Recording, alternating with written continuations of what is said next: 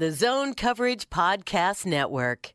The Andy Luke and Marie Football Machine. Autobots, transform! I like this kind of party!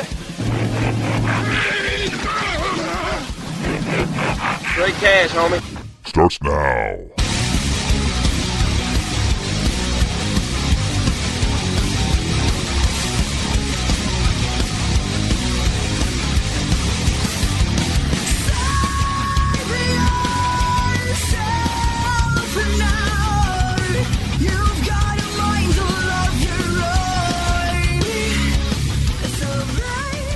We're live. Don't repeat that last part. Jeez. You repeat that last part. Welcome back to the Underdog for another Zone Coverage Football Machine, Zone Coverage Podcasto Networko. I'm your nuts on blow, Andy Carlson, at Andy Carlson Show on the Twitter machine, and I have equity. More equity than Taylor Heineke breaking through the glass door ceiling of SES Should we quarterbacks. pick it up? Earning. More equity than Rawlings being the official outfitter of the NFL next year. Or, what was it going to be, New Balance? Just appealing to the dads. Skechers. Bring those feelers back. Puma. Remember when Vikings were Puma? I think this is a great opportunity for Under Armour. Did they? I think they were Puma. I am really intrigued what's going to happen between the NFL and Nike. Like, this is a show. Did they say that they were going to put out some statement, though? Yeah, they did. It was pretty milquetoast boilerplate. Well, they named Colin, in it. Yeah. That was wild. This is the first time they've named Colin Kaepernick. What? I missed it. What did they say? No, they didn't name him by name. They just said the guy who's better than Nathan Peterman. Hey, no, they're just like, we got to work towards resolving someone on the phone? justice issues. Yeah, we got someone on the phone. Hey, caller, who we got? Kaepernick's a bum. Is this Steve? Steven, my first caller tonight. First caller. You're pre-caller. You caller number 7, but you got the tickets to Justin Bieber. You called before we sent out the tweet, man. Of course you're the first caller. I saw Andy posted. I just called in, so it was out there. I tweet a lot. Yeah, I bet Andy scheduled that tweet. Don't worry about it. Andy's going to tweet personal. That was from 3 weeks ago. All right, so what's your take on, I don't know. Steve, what's on your mind? Not much. I don't want to get into the Nike crap. I honestly don't know. You put your opinion out there to start the phone call, man. I don't know. I say that because I just wish they would get back to the idea that the guy is an overrated quarterback and it hasn't done anything in years anyway. So I don't know why we're so hyping about this. That's not like the point of the. That's not the point. Have you seen the ad? Yeah, I've seen it, but I honestly don't care about people. Steve, let's talk about 2019 draft. I don't. Who you got? What was that? Wow, Andy moving away from a controversial topic. Talk about That's 2019 draft. What you got? Oh, Luke, are you there tonight finally? Where the hell were you last week? Well, my car's still in the shop. Tom knows. Yeah, He's seen I got to drive the wife's car now. Which is a nice car. I should have asked you for a ride, dude. I should have had you Uber. Yeah, I would have given you a ride, dude. Would have been a win-win. Would have paid you and would have got to the station. Phrasing. All right, Luke, I talked about this with Reese last week, but I found my Quentin Nelson. I found my unicorn for the draft I like this year. You ready? Go ahead. Guy's name is Dalton Reiser. He's a right tackle for Kansas State, but I think he can be a pretty good guard next year. They say he's one of the top. People say, like your boy John Ledyard had him as one of the top offensive linemen in the whole country maybe this year. So we'll see how he does. But love it. Like you think, he's already getting ready. But how are we going to get him if we're picking at 32, Steve? Well, he might be there, and the bottom of the first round. You never know. Well, if you're comparing him to Quentin Nelson, I got to think he'd at least go top 15-ish, right? Well, I'm not saying he's like that elite level. Like not Luke, you don't draft guards in the first round. Year. That guy's going to go probably top 5 for sure, right? What about our boy? What about our boy Trey Adams from Washington? That sucks. R.I.P. Yeah, the freaking back injury. He might drop now too. So maybe he'll drop second round next year. He'll drop big time. There's injuries now. No, don't worry about Steve because there are many 300-pound guys who used to have a bad back. Yeah, they're all better now though. Yeah, that's true though. Nobody ever really heals those back injuries. Ever. I mean, look at Romo. Let's throw out all those. Right. Years. Good point. All right. Well, I was just gonna say, Luke, I was telling these guys I turned 30 here in January. I want 2 things for my birthday. I want to see the Vikings Super Bowl win, of course, which is a given. But all I want is the Vikings to draft an alignment in the first round that I can die happy. That's all I want. There you go. But Steve, your levels for dying happy are very low, man. I mean, come on. I keep it real, lineman, sorry, right? I'm a realist. Like, what if the lineman sucks? Not even going for like peace in the Middle If he's East. dead, he doesn't know. Steve, before you head out, give me a prediction. Week 1, Niners, Vikes, Okay, at the bank. prediction time. Yeah. We're at home.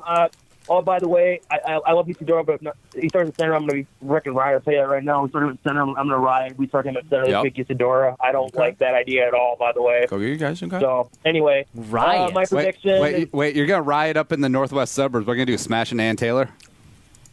something like that, yeah. There you go. I'm too poor for that, Andy. I'm not that rich. I'm not made of money. Prediction, I'm going to go with, I'm going to throw one out there. I'll say 27-10 Vikings. Nice. So double digits. Okay. Like it. Yeah, what's that whole 21? We scored 21 points. We were like 32-4, I think, in Zimmer's era. I read that right, I think. That's Something right. like that. Sounds about right. Yep. Yep. So I'll take it. What are you guys thinking? What are you thinking, Luke? We already ripped out our. You're gonna have to listen to hour 1. We already ripped them out, but Okay, I'll listen to that one. I always do. Everybody had the Vikes, obviously, at home. But again, we talked about it in the video. Check that out on zonecoverage.com. That this offensive line, especially the interior, with possibly. Go ahead. Sorry. Go ahead. Just Isadora maybe starting. It might be tough. 3 first-rounders they're going up against in the trenches, remember? Solomon Thomas, top 5 pick. Yeah. DeForest Buckner. And I keep telling Eric Armstead. everybody that. Like I keep telling Miles, me and Miles, we like a banter. Miles, he's my new Reef because Reef doesn't really like to banter with me anymore. I guess he's too busy, with the athletics now and all. Ooh, but Reef. Miles, Andy, Forgetting the buddy, people who Don't forget about how you got there, bro. Yeah, man. Yeah, like Don't forget Steve. about how you got there, bro. Wait, what? I don't know what's happening. Hey, Reef, congrats, by the way, man. You earned it, but hey, congrats, by the way. So, Thanks, dude. Anyway, well, but I just keep telling people that he's only played 2 quarters in preseason games, didn't make a damn difference. I don't know if practice is one thing, but we traded for this Jones guy he started at center for a reason. I just put him out. I would rather have Compton, which I hate Compton, by the way. I'd rather have him out there than Isidora at center. That's all I'm saying. So I wouldn't put him out there at center. That's all I'm going to say. Isadora left guard over Compton.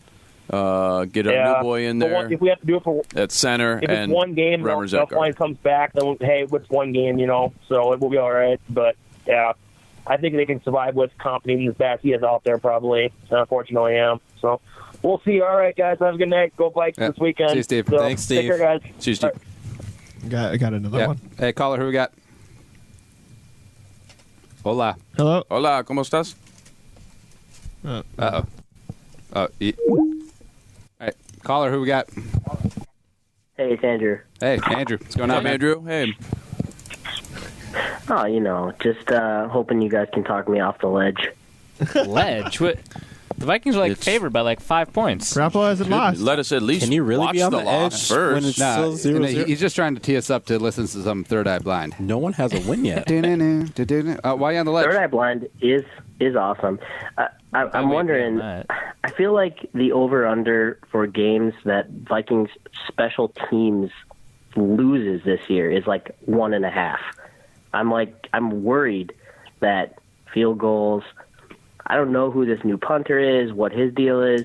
That's okay. It feels gross. It feels gross. Andrew, it's okay. What do you guys got? Matthew Weil used to kick field goals at Michigan, so you know that he's good.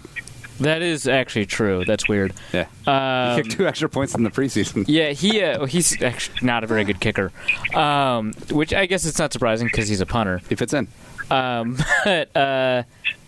Yeah, he had the second best PFF grade of the preseason. He's fairly well known for his ability to hang the ball in the air for a fairly long time. And if the issue with the Vikings punting is the punt coverage, giving their punt coverage units and their gunners more time to get to the punt returner, can only be a good thing, especially because Quigley was the 25th or 27th most impactful or best punter, I guess, by expected points added. There's a lot lower you can go from 27th. You could be in with a bang, but I think there's more upside than downside here. And I think this is all designed to prevent big returns, which we saw a lot of in the preseason. Quigley didn't have very good hang time, and he also just doesn't move the ball very far, and that's just a really bad combination. Yeah, that sounds like he's not good. Yeah, so if you get the ball after a 30-yard punt, plus you have another second to set up your blockers, But that's wild. He had 0 touchbacks. Yeah. You can't coach that. You can. So yeah, that's. I hope that talked you off your punter-induced ledge. Well, no, not even punter. Like, what about Carlson? I mean, are we really confident going into the season that he's not going to miss field goals and lose us games? We're a very rebounding people. He's fine. He'll be fine. If Weil can figure things out, catching a new snap from McDermott and laces out Matthew, I think he'll be fine. Remember all that conversation from like 3 years ago when they were talking about the importance of like punter, long snapper, kicker chemistry? Oh yeah, the McDermott-Luffler competition. Yeah, get it on. And they were like, "Oh, this chemistry is so important." Like the Vikings were talking about it, and then they were like, "Oh yeah, we just got a new punter. Season starts in an hour." Yeah. Okay, yeah, sure. God, we didn't even talk about him hour one. Yeah, the Vikings tend to follow stupid narratives too often. No, I missed that long snapper battle because every single day the updates are like, well, Luffler was back and to the right, back and to the right, back and to the right. It's like, whatever, just get the young guy. It's actually my favorite. I understand what you're talking about, though, dude. I mean, you got the Super Bowl, right, cliche roster built. You went out and signed all these big names. Guys like, obviously, Kirk Cousins, Sheldon Richardson, had another good draft. And there's a lot of, again, question marks that probably are going to surround a lot of inconsistencies. I would expect a little bit for Carlson, anyways, being a rookie kicker. There might be some ups and downs. And, yeah, it's a little maybe uncharacteristic for a team that's so poised and primed to make a Super Bowl type of push to go in to the season, I think, with maybe a little unknown commodity with Carlson anyways, and then the punter, just to make a punter switch. But bouncing out for Reef, though, I mean, you should feel a little bit better when you're going to bed at night knowing that punter is a significant upgrade. It just might take them a little time to, I don't know, how long does it take punters to, like, get used to their long snapper? I don't know. Shouldn't take that long, days. right? 3 days? Yeah. 3 hours. That's my thought. All right, That's my 2 cents. Have a good night. Yeah. See you, Drew. All right. You got another call? We got one more call here. Hey, caller, who we got? Hola. Oh, hey, what's going on? Hey, who is this? This is Fred. Fred. Freddie Funk. What's going on, man? Oh, another couple beers. Hell yeah, Freddie Funk, baby. Came to the right spot, man. Yeah, what are you guys up to tonight? Talking Vikes, man. A little preview of the 49ers. I'm looking at their offensive line. 4 first-rounders and a second-rounder on the 49ers offensive line. Are you a little worried about that? Me? Nah. Well, to counter that, we should get number 6 overall pick Andre Smith back because he's available. Ooh, sure. You sound a little too excited, Luke. About Andre Smith. Ooh, I like it. So what do you think? Prediction who's their time? interior O-line? Well, they got Langston Tomlinson, who came from Detroit. He was end of the first round. They got Josh Garnett, who's Stanford, end of the first round. Now, granted, what Andy's trying to say is that they're not that great. Yeah. Okay. Yeah. But what do you think about the Vikings-Niners kind of preview? What are you thinking? Well, I'm feeling pretty confident about it. A couple reasons. I think, no one knows what our offense is going to look like. Like, they don't have any tape on us, so I think we're going to come out hot. Mm-hmm. And but the other thing is, I think they're just like, I remember that 2015 game when we had to go up against, the greatest threat to our democracy ever, Colin Kaepernick, and I thought you were going to say Jim Harbaugh because he's really been dividing the nation. He stinks.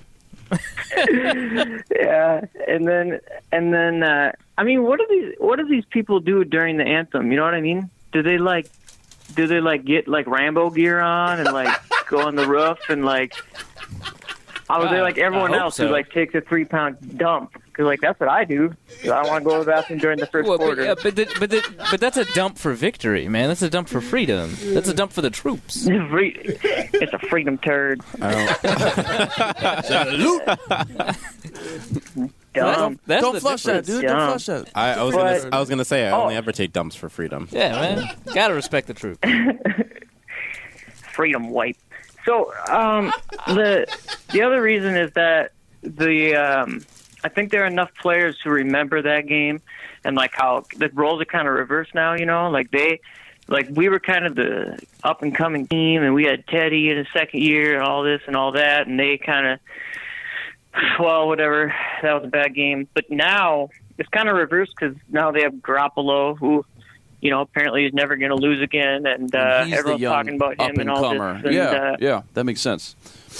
They're going to come in here. They're going to come in a little confident, a little cocky, and I think it's going to be just a curve stomp. I think it's going to be bad for them. Yeah.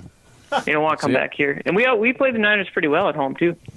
I mean, Well, Greg Ponder Lewis should have lost that one, but Greg Lewis, he caught it. Oh, I forgot about that. He caught it. When else did we play them since the Greg Lewis? I'm trying to think. At home, anyways, like you said. 2012, Christian Ponder, he ran a touchdown. Oh, he he threw a hooked couple up to TDs. Rudy. Yeah, he hit Rudy in the red zone. I remember that. I was at that game. That's right. Good call. Yeah, he threw one to Rudy, too, with a Who was that? one-hander. Jeff Garcia? And, AP was right next to him, wide open. Yeah. That sounds about right. It's probably a good decision anyway. Yeah, it probably was. I think AP. Oh man, no, we're gonna. I think I got a good feeling. I was up late last night. I couldn't sleep. I was thinking about it, worrying. I had all these ideas floating around and all that. Bro, and it was Tuesday. I just think it's gonna be good. He bleeds. I know. He bleeds. I know. I can't. I know, but I mean, this is pretty close. It's only 4 days away now. Right. Yeah. So I get nervous. You got to prepare yourself for the season, man. I totally understand. Don't you guys feel that in your chest? It kind of like little butterflies, and they kind of go up your throat. Do you ever get that? Oh, I don't feel feelings, but I totally get what you're saying. Yeah. Yeah. See, it's just like that. Absolutely. But, Actually, what Anyways. going around? What is something that does make you feel that way? The Vikings. What? The last time I had that feeling was watching the trailer for the Dark Knight 1,000 times a year out from when the movie came out. Oh yeah, that was But it. you were Yeah. justified then. Yeah. That's a good movie. payoff. that's the only film I've ever been to where the audience gave a standing ovation afterwards. Oh yeah. And clapped. That's they crazy. clapped after the first Joker scene. Wow. Damn. It was so good. That movie didn't win an Oscar, right? At all? It might have won one of the technical ones. No. He won. Oh, Ledger. Heath Ledger won. Ledger. It was a posthumous award or whatever. Fair enough. Nolan didn't win anything. Has Nolan ever won anything for Inception? I think he got one for Memento. Maybe not. I don't know. Anyway, he should have 2 more just because. Yeah. Interstellar. But to answer your question, I don't do any of that. I don't get that feeling about anything else. Yeah, fair enough. It's a little butterfly tingly thing. Weird. Butterfly thing. Wait, I mean, you just care about what you care about. That's cool. Hey, man, good talk. Yeah, I mean, I love my wife, but I don't get nervous to oh, she's gonna be home soon. I gotta prepare to be in love with her again. Well, in a different context, they're she's gonna be home soon. Does she still like me? Yeah. Hey, appreciate you, Fred. Hey, man. Well, we'll talk to you guys next week. It's gonna be 27-13. Book it. Bam. Book it. See you, bud. It's already booked. All right. Yeah, we got another call. All right, so Nolan has his own Wikipedia page for award nominations, and I don't feel like going through it. Caller, he won the Indiana Film Journalists Association Award for Best Director for Inception. Cool. Caller, who we got? We got Andrew. Andrew, what's going on, man? What's on your mind? I'm just curious. What weaknesses do you guys think the Vikings attack in the 49ers defense, and what weapons do they utilize to do so? Well, I think they've got a huge problem at linebacker, especially with Foster suspended. But even without that, I mean, I don't think they've got another starting quality linebacker. Now they're forced to field 2 of them. So I would imagine that they'll attempt to get a lot of looks for Kyle Rudolph. They'll attempt to get Dalvin Cook in man coverage against those linebackers by forcing man coverage looks, maybe by forcing receivers split out wide and stuff like that. CJ Ham Day. And so that should allow them to kind of exploit what's happening there. And it'll also, because those tend to be faster, shorter targets, it'll also let them kind of remove the threat of those interior defensive linemen that can cause such a big problem. I don't know that Cousins has kind of developed that chemistry with Rudolph to make that, a 100% winning combination. We really haven't seen that yet. Yeah, we haven't in camp or the preseason. But I think that's maybe schematically the best way to attack them. I also, up the seam. Up the seam. Yep. But also, let's just kind of see what their second-year corner has. What's his name again? Chidobe Awuzie? Oh, Chidobe Awuzie. Akello Witherspoon. Yeah, Chidobe Awuzie's teammate or something like that. Yes, at Colorado. Akello Witherspoon, yeah. They had 3 stud colors. Yeah. See what Akello Witherspoon has. Obviously, Richard Sherman is Richard Sherman. But Akello Witherspoon, I know he's a tall, lanky corner. Is he anymore? Well, maybe. I don't know. Right. Sounds like he was doing a pretty good job in the preseason. But Witherspoon, he's a tall, lanky corner. He has some of the same kind of stiffness problems that you see from those tall corners. So you'll probably see, in those man coverage looks, which again they kind of want to force, you'll probably see Diggs and Thielen kind of giving them shifty looks, moving inside on those in-breaking routes a lot. So that's probably the way I would attack them. I wouldn't really look to establish the run all that much, A, because running is not as useful, but B, because that interior defensive line is so powerful. Good stuff. I appreciate it, guys. Thank you. Thanks, Andrew. Thanks for calling that, man. Yeah. Hey, anytime. Thanks. Bye. All right. We got another, or we're clear? We're clear for right now. At the real Gabby. Actually, hold on. Which is more of a false correlation, where you win more when you score more points, or you have more rushing yards when you win? Well, I mean, scoring does lead to winning. Yeah, we win more when you score more points. Yeah. So that scoring is good. So like Zimmer's undefeated when his team scores 40. Oh, like as a means of distinguishing a strategy? Yeah, that's pointless. Obviously score more points. I guess Zimmer's undefeated when they score 121 points. But Zimmer's 1-2 when they score 0, or he hasn't won when they score 0. Right. Actually, whatever. Caller, who we got? Hey guys, Steve from North Dakota calling in. Sorry if you guys have already talked about this. You probably have, I guess, given that the roster just got cut down. But am I overreacting by being so upset that they cut Odenigbo over, like a curse, or as much as I love him, Marcus Sherrill? I mean, obviously I'm not, super tuned into the end of the roster as much as you guys are, but I don't know. It just seems like they could use those back into the 53. It kind of depends on what you mean by overreacting. How upset are you? I don't think it's going to sink the season or anything like that, but I don't know. It just seemed like he was a good piece to build on for the future versus, I don't really know what Curse offers other than, supposedly being good at special teams. Right.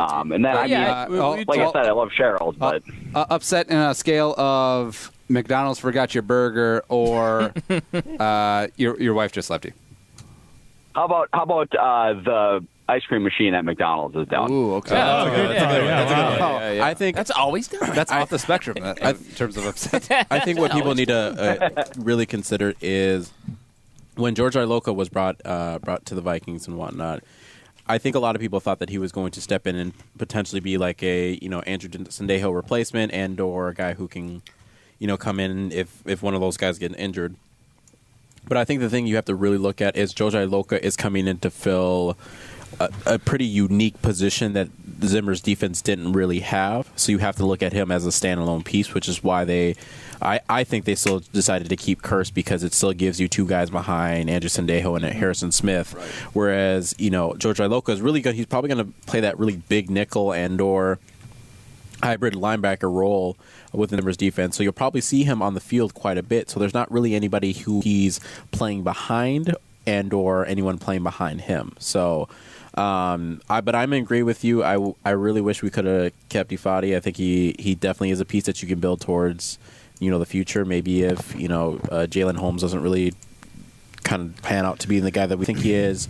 Obviously with having Brian Robinson's retirement, really another guy that you can groom on inside, outside, on the defensive line. So I'm with you. Yeah, I think it stings for sure. I mean, I'm bummed, and I wish him the best of luck. I think it speaks a little volumes of, first of all, how much they really are excited about Jaleel Johnson. And then I think you just said Jalen Holmes. I think they felt comfortable enough to roll with those four. I'm sure they would have loved to keep Ifedi, but surprised me that they kept 5 running backs. We talked about how much we know DiFilippo likes Mike Boone, but Rock Thomas, apparently in their eyes, just too good to give up. So maybe that goes more to, again, what we talked about in hour 1, too. Andy brought this up, DiFilippo, and rolling with a plethora of running backs. 4 running backs plus C.J. Ham. Maybe that was just something that they favored just a little bit more over Ifedi. Can't keep them all, man. And we're in draft 5 with the Zimmer-Spielman combo.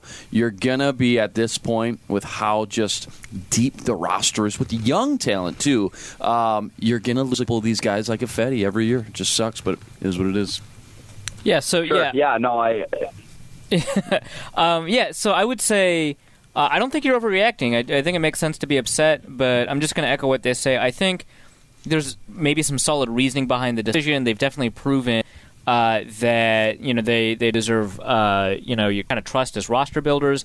But I personally, I think I would have made the same decision as you if it was between keeping an additional defensive lineman in the form of Ifedi or keeping Jaron Kearse.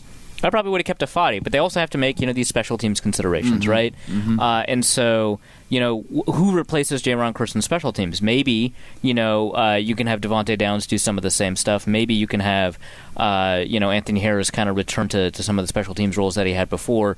But yeah, that then you have to answer that question. So I kind of agree with you. I probably would have made the same decision as you, but there are kind of like other considerations at play.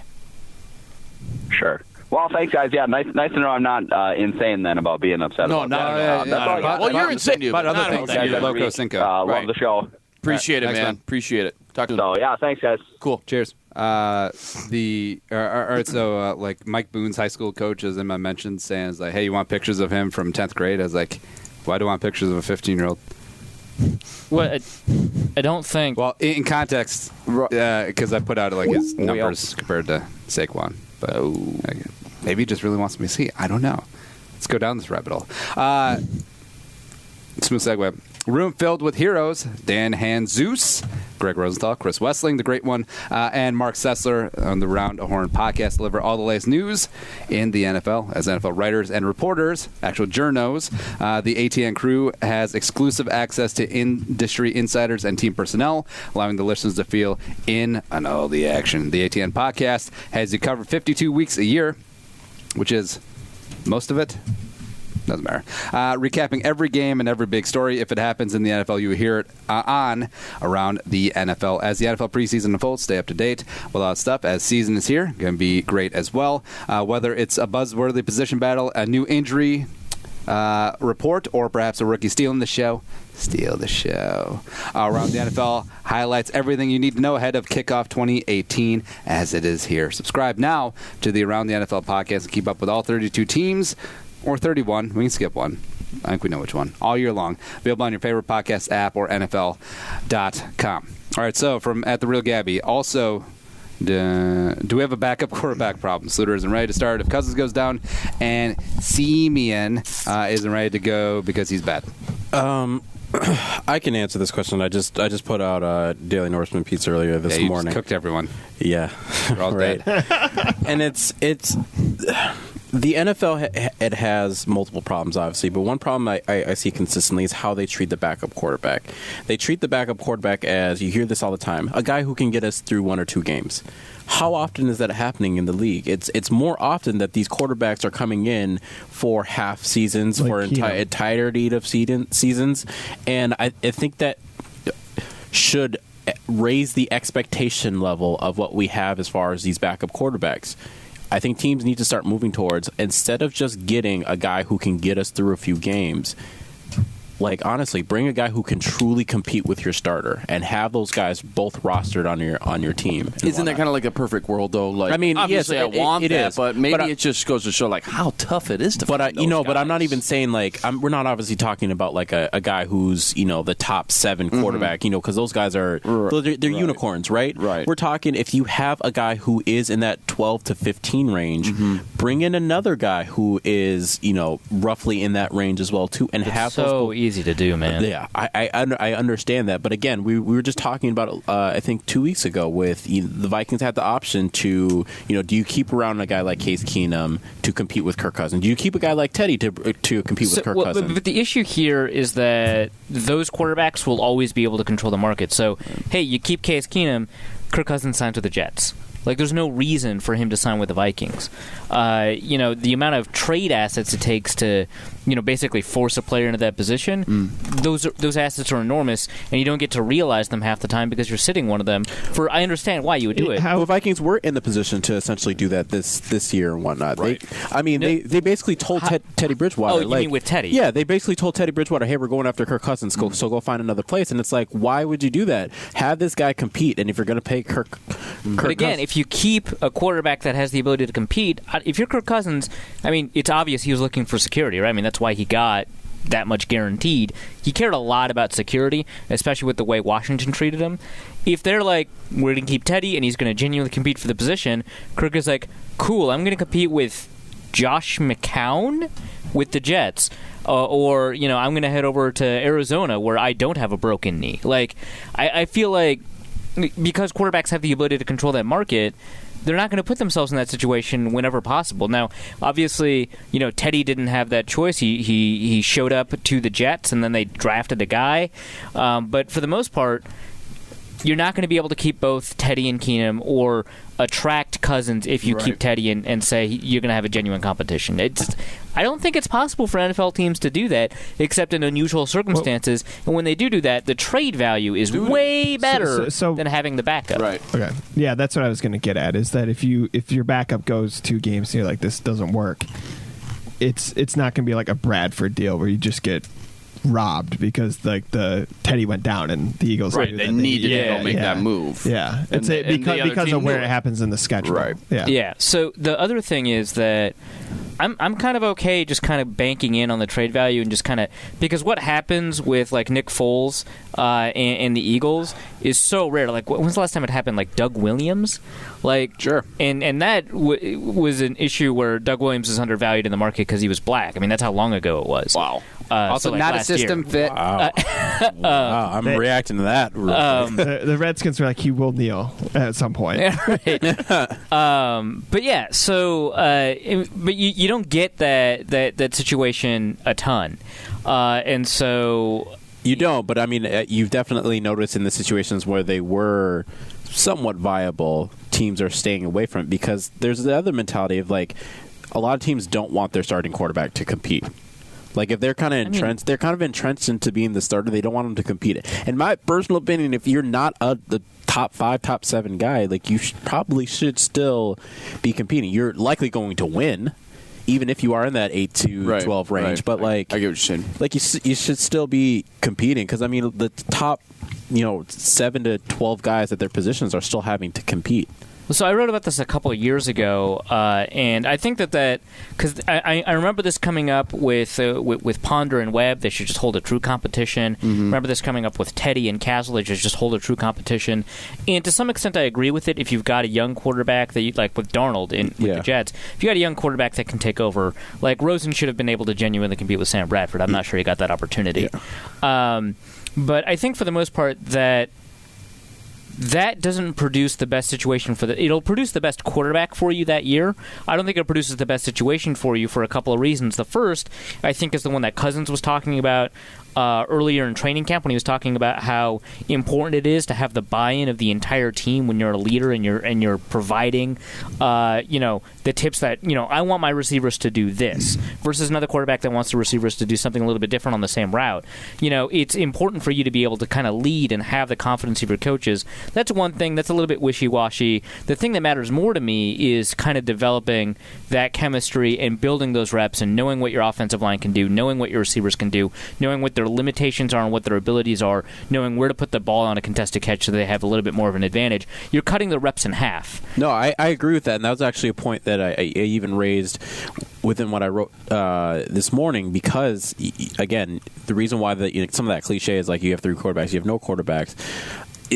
It does. If you're having 3 guys like competing, 2014 you didn't really have 3 guys competing. It was Castle and it was Teddy who was competing. Ponder wasn't there at all. So that does become an issue, especially if you bring in a Josh Rosen versus a Sam Bradford. Mm-hmm. But the other thing that you think about is you're already going to lose that. You're already going to lose some of those practice reps. You're already going to lose some of that development if that quarterback gets injured. If that makes sense. So I mean, like regardless of whether he's taking those reps right now or he loses it throughout the season. Right, but you're 100% guaranteed to lose 50 reps versus you are 5%, 2% guaranteed to lose 100. Like that's easy math, man. No, I understand that, but what I'm basically saying is like, because it's such an important position, and if you lose it, more often than not, your season's going to be over. And I'm saying it makes sense to just accept that your season's going to be over in that situation because you have improved your possibilities of winning in a situation where it doesn't occur, which is 98% of the time. All right, so I did the most work I've ever done on the show. I'm sorry. I have a list of all the backup quarterbacks around the league. Let's pick the best one. I'm going to take Teddy out of it. Okay. Best backup quarterback in the league. So AFC East, Brian Hoyer. Okay. All right, so we'll just name the names and just keep the leader in the clubhouse in your head. Yeah. Miami, Brock Osweiler. Oh, God. Jets, McCown. Yeah. Mm-hmm. Buffalo, Allen, Peterman. Doesn't really matter. Doesn't count. Baltimore, Lamar Jackson, RG3. Well, we're counting Lamar? Okay. Cincinnati, Jeff Driscoll. What? Hey, the hell? He's Are been you looking serious, good. dude? Really? Compared to Dalton? I would take him over Peterman. Yeah. Cleveland, Baker is the heir. What's going on? Pittsburgh, Josh Dobbs, Mason Rudolph. Ooh, combo platter. Okay. Houston, on paper, Brandon Whedon. But I think we all know. Joe Webb. QB2. Webb. We know. Absolute stud. Indy, Jacoby Brissett. 3Ds. Yeah, definitely good. Definitely really great. good. Jacksonville, Cody Kessler. Tennessee, Blaine Cocaine Gabbert. Just taking over his draft mate Jake Locker's old roost. What's up? Denver, Swag. Swag. Kansas City, Chad Henne. He's still around? Wow. He is. Congrats, dude. More surprising, Chad Henne or Blaine Gabbert? Definitely Chad Henne. We'll round out the AFC. Chargers, Geno. And Oakland, Geno Smith, too. Oakland is Elmore somewhere, right? I can't read my own writing. Caller, who we got? We got Caleb calling in from New Jersey. Caleb, New Jersey. What's going on, man? Jersey, what's up? AJ McCarron's out in Oakland. There you go. Oh, there we go. Yeah. Caleb, backup quarterback. Nothing much. How are you guys doing? We're doing great. We're going through all the backup quarterbacks in the league. It gets rough pretty quick. Although they would look like studs in the XFL. So I had a question for you guys. Yeah, go ahead. I wanted to know if it's possible. I mean, I could be wrong with this. Is Mike Prefer overrated? I feel like he's had some of the most dominant return men, ever. Patterson, do you Percy. Do you think it could be just that it's more the players than Prefer's his schemes? I think we're just kind of seeing that now. This is something I've been concerned about for a while, just because the other units don't tend to perform all that well. Chris Cluey dropped off in performance really rapidly once Prefer showed up. Who knows why? But if only someone wrote something about. That's part of it. Evaluating kickers has been kind of a problem. But in terms of returners, I think he does a really good job identifying talent at return because, coming out of that draft, you could have been like, it's Tavon Austin or Cordero Patterson, and Patterson has proven to be a way better returner than Tavon Austin, and it sounded like he had Patterson number one as a returner in the league. And I think he was involved in the Percy Harvin decision as well. And I think he deserves credit for that. And you can go back to when he was with Kansas City. They had Dante Hall, who was also leading the league as a kick returner too. I think that he does a pretty decent job designing kickoff returns, enabling kickoff returners, and I think that he does deserve that credit in the kick return game. Now it helps that they had Dante Hall, Percy Harvin, Cordell Patterson. These people, I think, kind of transcended the talent around them, but I think they wouldn't have put up as good a numbers in another system. So I think that he deserves credit for being a really great kickoff turn designer. I think also he's been a big part of moving Marcus Sherrills from being a safe punt returner to a top 3 punt returner basically nearly every year. So I think he does a good job coaching returners, and I think it's more than just the talent that he's had available to him. But I do think it's not necessarily worth it because of all the problems you have on the other side of the ball, as it were.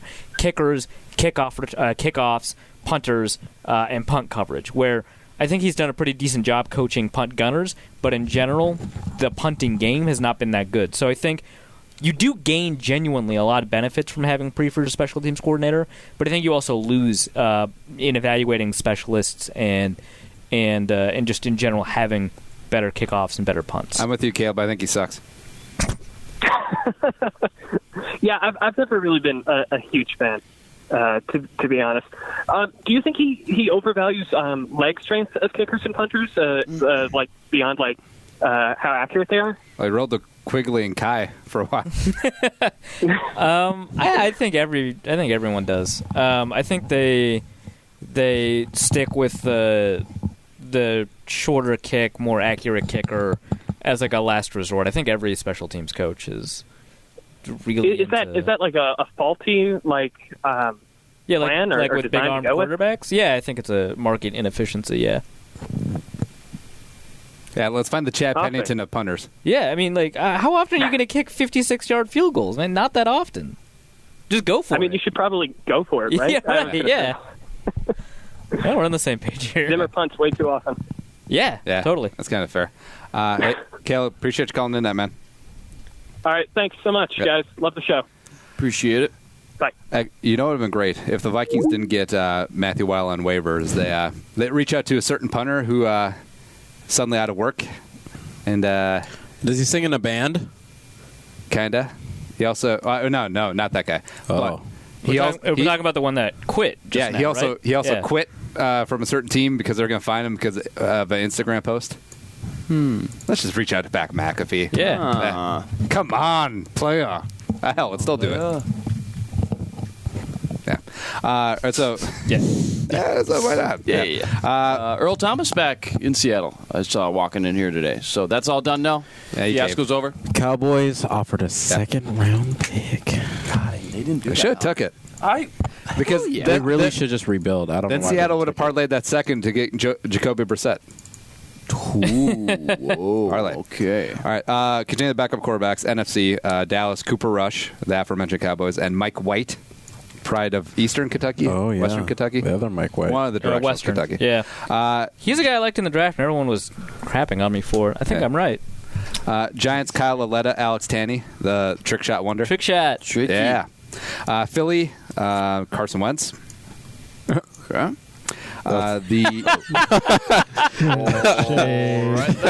Washington professional football team, Colt McCoy. Bang, bang. He doesn't have a problem with the toxic culture in Washington. No. Yeah. Chicago, Chase Daniel. His name is Colt, though. I love Chase Daniel still in the league. By the way, is Chicago a situation like Yinka was getting at that they should push Trubisky, or do you just have to put all your faith in the young quarterback?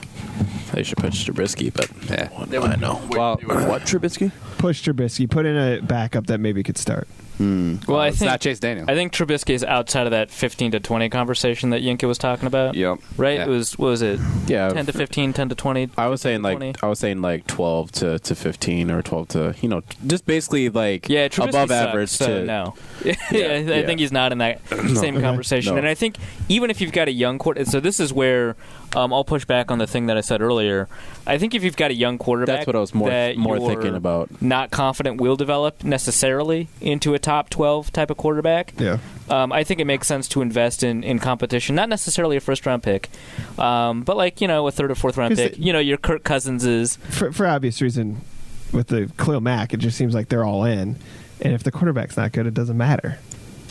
Yeah. Broncos, But I mean, Broncos won a Super Bowl with it. But I mean, that's true whether or not they got Khalil Mack, right? So you might as well just prepare for the contingency where the quarterback that you like is good. Okay. All right. I hate that Chicago people just still talk about the 85 Bears. Go Bears. Go Bears. Back up in Detroit. I'll give you one guess. Kellen Moore. Matt Castle. Matthew Jerome. In Hard Knocks. That blew me away. He threw the interception that Orchard picked up. Yeah. Minnesota, Kyle Sluter. Green Bay, Deshaun Kaiser. Atlanta. Kaiser Soso. Atlanta. One guess. Matt Schaub. Another guy. I love that. It's good work. I mean, you can still be reeling off $2-3 million a year. Don't do anything. You're good. He was that. the Houston Texans starting quarterback for like 4 years, wasn't Dude, he made a Pro Bowl and like legitimately. He was like genuinely He pretty was- good Forgot about that year. Pro Bowl. They year. thought Yeah. he was the franchise. Oh my god! He made a Pro Bowl. It made sense. He was like a fringe top 10-ish quarterback Yeah. until that Seattle game in Houston Where he where got they like just pick six they like broke 8 him. times. Yeah, and he was like, I'm done. I'm done playing football. That was the inflection point. That was it. Carolina, QB2, the only roster 2. Oh, Taylor baby. Heineke. Taylor Heineke. Old Dominion. He's going to lead the team passing. I would say that. New Orleans, Teddy, it's given. Tampa Bay, Fitztragic. Arizona, Josh Rosen. Rams, Sean Mannion. Tampa Bay should have a better option than Fitzpatrick, right? Oh, Fitzpatrick's great. But he's good. Fitzpatrick can go win you. I mean, half your game. Wherever Fitzpatrick goes, he becomes the second best option. That later becomes the best The first option. I think that's fair. That's fair, yeah. Every time. San Francisco, CJ Beathard, who I think could turn into that journeyman backup guy. Yeah. Like the Chad Henneys of the world. That's optimistic, I think. You really don't like CJ Beathard. Yeah, he's bad, and they shouldn't have drafted him in the third. It was like their worst pick. They made a bunch of great picks, though. And Seattle's Brett Hundley. You're way down on CJ Beathard than I am. Yeah, Way because more. he's bad, and you're bad at evaluating quarterbacks. That's true. All right, so who's your favorite non-rookie backup in the league? So I can't pick Baker. Nah. So no rookies. Teddy. Can't pick Teddy, Besides right? Teddy. Jacoby Brissett. Brissett, Fitzpatrick, McCown's too done now. But, McCown's he's actually good, though. not bad. No, he's good. He's up in the top 5. Got to pick one, though. Hoyer. Hoyer's It's actually also not in that bad top either. 7 for Yeah. me, for sure. Does Heineke make who the top else? 10? No. No. If it was Heineke in like his rookie preseason, I would have been like, yeah, sure. You mean when everyone was just like, oh, Taylor Heineke could totally be the backup over Case Keenum. Dude, did you watch that preseason? Man, he was good. He needs to be a Jets player. No, I'm talking about his rookie preseason, not the preseason the year after he kicked the door in. Yeah. No, his rookie preseason was good. He was moving up in the pocket. He was making excellent reads. He was moving off his first read. Like, it was good stuff. And he kicked the door in. Caller, who we got? It's Hoodie, guys. What's going on? Hey. Hoodie. What up, Don? We're just kicking it, like Heineke. Yeah, we're asking who like the kicking the door in, right? Yeah, we're asking who the best backup quarterback in the league that is not a rookie, that is not Teddy, and for you, also not Sloter. So who do you got? Kirk Cousins is going to be backing up. Miller, so that's fine. That was a good loophole. It was. I congratulate you. You walked him into that. Yeah, Yeah, think about it. That was Bam, good. bam, bam. Arif didn't even comment about the fact I took Slaughter #1 in my draft. What's up with that? What do you mean I didn't? James did on our podcast. Did you listen? Yeah, James was apoplectic about it. That was amazing, man. And the thing is, your team's not bad. You honestly think I wouldn't? You honestly think I wasn't going to? Well, I thought you were gonna take him. I didn't know you were gonna take him in the first round. I had to. How could I not take him first? He kind of would. He kind of has to. Yeah, I mean, I kind of had. This is how committed you are. That's fair. Yeah, exactly. And I still got a B-. How funny is that? I actually had a better grade than like six or seven other people in there too, which I thought was Yeah, you had a B- draft. I bet my draft grade is stupid high because it auto drafted. It was stupid it gets high. to evaluate it was the itself. best grade of anybody. Yeah, that's dumb. Yeah, I'm sorry. thanks for showing up too, Mr. State Fair. I'm sorry. That's real cool of you. You're right. I don't have any defense. That was inexcusable. You didn't. Yeah, it was. I hope you choked on a deep fried cheesecake or whatever it was. I probably did. Yeah, That's a legit curse in Wisconsin. Innuendos are just flying. He's got 7 lives. He's on to what, 4? Yeah. Yeah. Something like that. 4 state fairs. I should probably keep better track. Yeah. I'm too short. You're not looking so good, dude. Hey, Hoodie, what was that thing where you were in a butterfly arboretum? Oh, that was in Put-in Bay. That's in Ohio. It's a island in Ohio. It's a very popular place where a lot of drunk people go to. But for sober people like me, they actually have a lot of good stuff there too. Wait, and that was actually one of the cool things. they have there. Put in Bay sounds like a slang term that the kids use in 2016. Like, what you doing? Just put in Bay, baby. No, it really is a drunk fest there. People get stupid drunk. It is just get stupid drunk there. It is a big time party. It's roadshow. Okay, it's for people over the age of 35 who still think they could try to be 20 again or 25. Well, again. they just That's got out of their basically what first it is. marriage, so they're back on the horse. I mean, they got the Ed Hardy and they got the bejeweled jeans. They're getting back after it. They're going to the Buck Cherry concert later. Oh, it's just a stupid stupid drunk. I mean, it's like rich people too. The houses there go about $1.5-2.5 million in Ohio dollars. Crazy. The crazy thing about this is that there are people who live there year round on this island, but the only way to get there is by ferry. So it takes about 25 minutes by ferry, right? And it's ridiculously busy all around. But then in the wintertime, there's still 400 people who live there during the winter. The only way that they can get back and forth if the ferry can get through the ice, and if they can't, you literally have to fly via charter plane from small airfield into like the mainland. So if you have to go like grocery shopping or whatever, you have to get the stuff there too. So it's crazy. Like they have no hospital there. They have a school that has for 40 or 50 kids. But again, it's like if you're stupid rich, you go there, have your own island. Sure, why not, right? So yeah, yeah. Oh, what's we got for final score on Sunday? Vikings 47. Woo! Wow. 49ers 48. Damn. 19. Really, not 49 for the Vikings? Just a troll?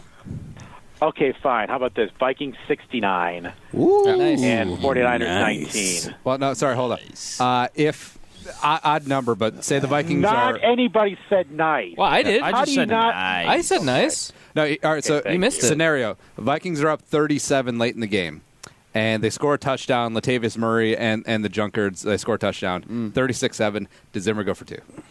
Well, it's not the Eagles, so No, it's not the Eagles. You kind of No, have that to makes though, it- it's just no for fun. significance. No, I think No. you got to do it specifically against the Eagles. Yeah. You do.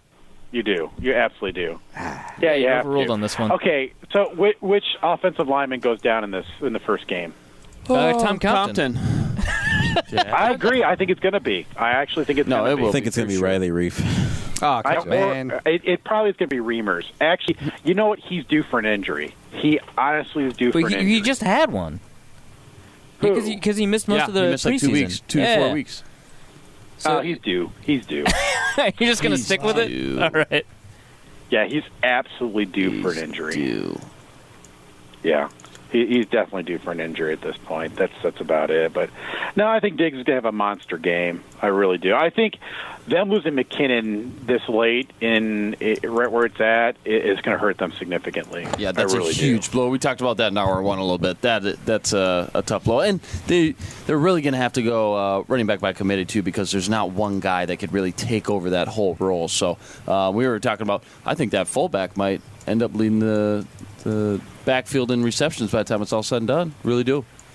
And guess what? I have a hot take prediction for the Sunday night game. Go. Khalil Mack is going to break Aaron Rodgers' collarbone. Wow. Woo. The other one or the same one? Let's Yes. Yes, both of them.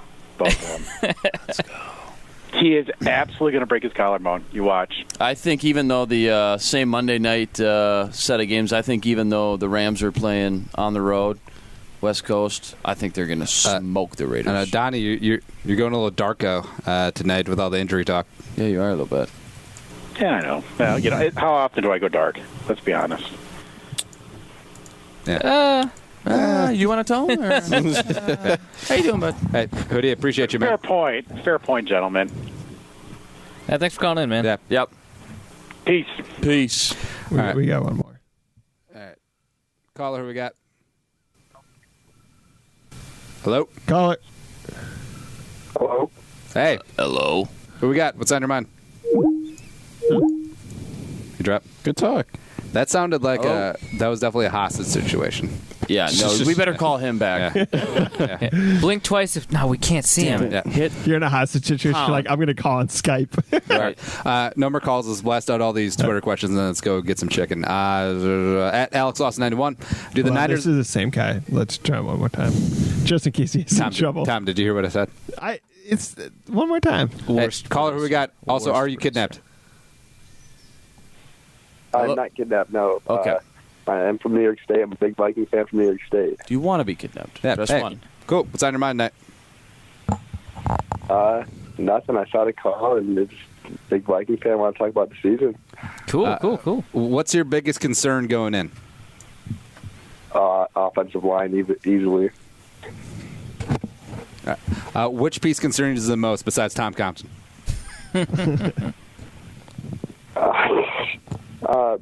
Whoever's going to play right tackle, I'd say. We're set at the other positions besides Compton, but hopefully he won't have to see the field. Yeah, fair enough. Who would you want to play right tackle then? Because they're deciding between Rashad Hill and Brian O'Neill. Move Reimers back there, I say. Reimers, sure. Yeah, I wouldn't mind O'Neill, though. He's looked pretty solid so far. He has looked solid. We just haven't seen him against top-tier competition yet, right? Like the guys for 70 snaps that he's going to play against full-time. Am very encouraged, though, what I've seen. But they will not throw him out right away over Rashad Hill. Yeah, tell me if I'm wrong here, guys. If I feel like O'Neill's floor and Rashad Hill's floor are about the same level. And we know who has the higher ceiling. I mean, I don't feel great. I don't feel great. No, I think O'Neill's floor is lower. Yet. Yeah, I just haven't seen seen a little enough. too early on O'Neill to say that. Right. I disagree. Anyways, yeah. But, yeah, the O-line, we'll see what happens. That always seems to be a recurring storyline, but it's okay because Rick Spielman completely ignored the offensive line in recent years. Yeah. Yeah, all that stuff. Hey, appreciate you calling in tonight, man. Yeah. Yeah, thanks for having me. Thanks. Got it. Yeah. Would Rick just drafting rounds 1 through 7 offensive line, would that be us not ignoring the offensive line? No, because they'll be bad. Because you didn't trade some players to get more picks. Yeah. Need value, dude. Right. Yeah. So he still would be neglected. Seriously. Yeah, for sure. Need value, dude. Somehow this O-line would still be bad if they had Assembly and Ricky Wagner. And Reef. I think I believe that. Yeah. Yeah, I kind of... Compton would still start somehow. Still. At Mike Dory 1, outside of cheese, what's the best topping for nachos? Sour cream. Beef. Well, besides meat. Yeah. He said besides cheese. Jalapeno. He said beef, right? No, I said beef. Okay. I agree with beef. Beef is solid, though. Beef. Guac.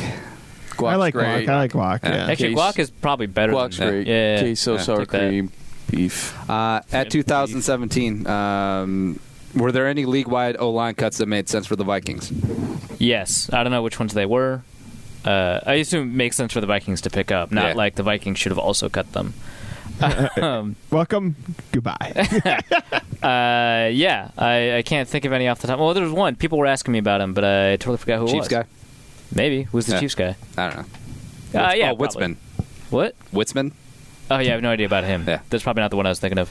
But, hey, Cam Irvin got an extension so you can see trash can turn into something.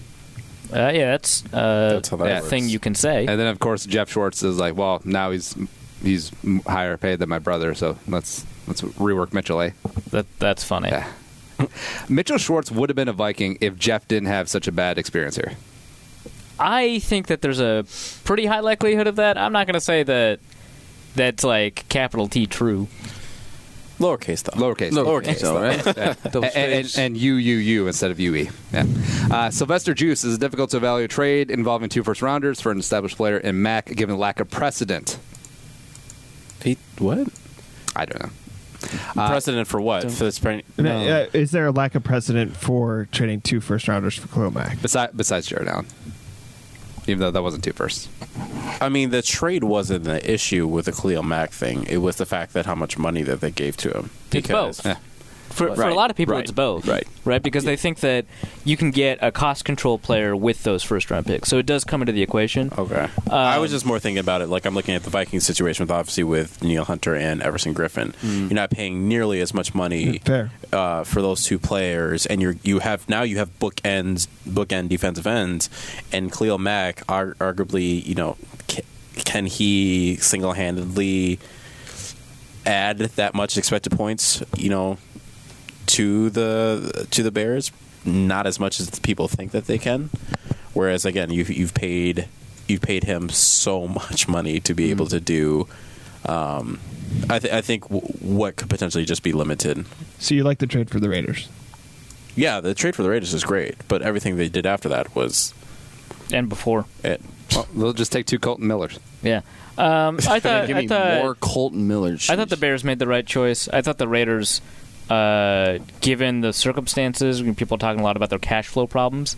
I guess that makes sense. If they didn't have cash flow problems, I actually think that everyone has cash flow problems going to Vegas. Oh, that's true. Yeah. I think that actually it doesn't make a ton of sense because given how much they've aged up the roster and how much Gruden has talked to Derek Carr, that they could have been in win now mode. They're certainly not in rebuild mode given the 80 veterans they have who are also 80. So I don't like it for the Raiders, and I do like it for the Bears. I think that the way to evaluate it, because those first-round picks will cost you combined about $8 million in cap space, I think the way to look at it is Khalil Mack, the 2016 Defensive Player of the Year, better than those 2 first-round picks plus $8 million? Or is he better than... it turns out the combined value, if you include the second that comes back and the third that goes there and the sixth and the fifth, the combined value of all of that, it just amounts to somewhere between the third and the 10th overall pick. So would you rather have Khalil Mack or the 7th overall pick and $8 million in cap space? And I would definitely have Khalil Mack at 23. Yeah, absolutely. No doubt. So I think that makes a ton of sense for the Bears. I mean, you got to think, Khalil Mack is not just a great edge guy. He's really once-in-a-decade type of guy. He All-pro really 2 is. positions. He really is. So, you're talking about not just a really good starter defensive end at a good position, premium position, absolutely. edge rushers. No, he's generational type of guy. That's why you just don't trade those types of guys. You figure it out. You get it done. I think Gruden... whether you want to say it's the ego or whatever, he is really kind of gutting the whole thing and saying, hey, I know a 10-year contract. I know he's not going to last 10 years, but I'm just saying, I'm going to be here a while. If I'm going to lose, I'm going to lose with my kind of guys. He's got his ammo now. He's got 1 draft under his belt. Again, though, generational guys, you just don't get rid of those guys. Over under 4.5 years on that contract for Gruden. I'm going to say over, but not by much. No, he'll get to that 5th season and be $100 million, you guys. Matt, Wisconsin. Dalvin Cook's highlights last year came on fairly vanilla runs or screens. How flexible could he be compared to guys like David Johnson and Christian McCaffrey? Those are not fair. No. David Johnson is a wide receiver that also plays running back at a really high level. Moonlights. Good, yes. And then Christian McCaffrey, is just an incredible receiver.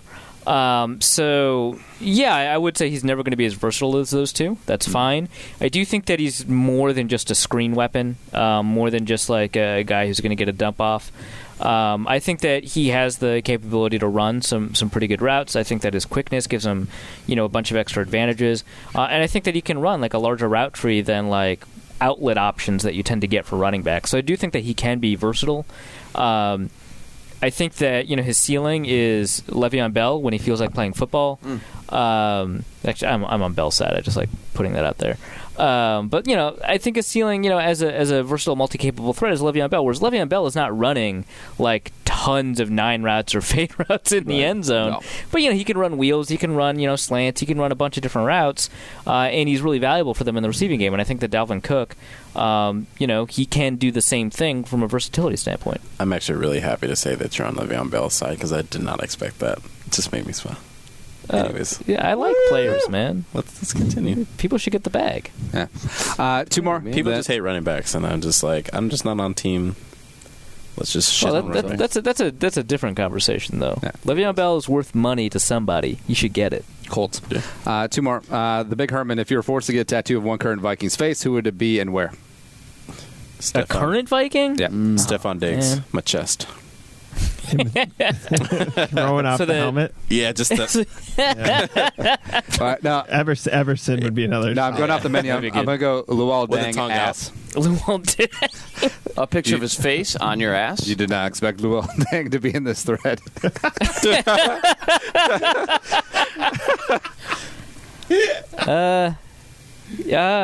This is weird and tough. Everson Griffin making the that.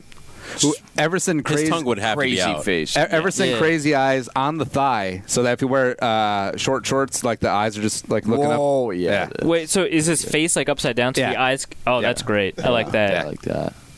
We're gonna go with that. Last one at Dill Gribble. Dill Gribble. Nice. That's a good handle. Nice. With Bailey being a free agent and Zimmer's discontent with specials, how short is Carlson's leash going into the season? Does being drafted in 5th affect anything? I don't know. I mean, I thoroughly expect Carlson to be the kicker. Oh yeah, for this entire season. It doesn't. I don't think it's going to matter this season. They made their choice, and they're they made their. What do you mean? You don't think it's going to matter? What exactly? I mean, like he's going to miss. He's going to miss crucial field goals this season, and it's not going to change anything. I mean, there's going to be a 2-game swing on the leg of Dan Carlson. Oh, this year. absolutely. Whether we win those 2 games solely on Dan Carlson or whether we lose them, that's the difference. Obviously, 12-4, 10-6, 8-8. Go anyway. But that's like Zim's fault, right? Because that's how he likes to play. He likes to put his kickers in those kind of pressure situations. Yeah. And I'm like, at this point, bro, 2015 taught you nothing. Right, I know it. No, absolutely. I think too, though. Critical for the development, though, too. If he's going to be the guy, if you drafted him, clearly you want him to be the guy for the next 10 years, right? Yeah. I mean, if you find a kicker, you're going to keep him around. And critical for the development to get him in there now and get these valuable reps underneath his belt so he can be confident going into next year and the year after that. But I'm with you. We're probably going to lose a game on the leg of Dan Carlson this year. And I'm okay with Zimmer ripping Daniel Carlson. I just want him to, just rip him in private, right? Just rip his privates. But rip his private. But I'm not a huge fan of the Zim going to the media and trashing him or just saying what he. But that's how Zim rolls. I think that's just annoying to me at this point. If in year 5, I think that can be good for some players. I think that the rate at which Zim does, I think he does it too often. But I don't like to talk about a bunch of specific instances unless it's like Sharif Floyd, in which case it was like not his fault. And he went at it. Yeah. But if he's like Josh Robinson can't make the club in the tub, whatever. If it's about performance, I think that can work for some players where it has to necessarily be public, or it being public is better to motivate those players. I'm okay with it. I think he does it too often, and I think that he does it way too often with injured players. Yep. But I don't like to speak about a specific instance of him calling out a player in public just because I don't know if in that instance it's a good idea. I just think that generally maybe he does it too often. Good ideas for us getting out of here, get some chicken. What's coming up from you, gents? Anything awesome? As I make a read, put his headset back on. I've got my final position preview going up at The Athletic. I'm going to break down some quarterback play, talk about the starter, Kyle Sluter, as well as the backup, Kirk Cousins, and then the developmental player, Trevor Siemian. So, that's going to go up on The Athletic at theathletic.com. Be sure to buy a subscription. And then also, I'm going to have a preview of the 49ers game.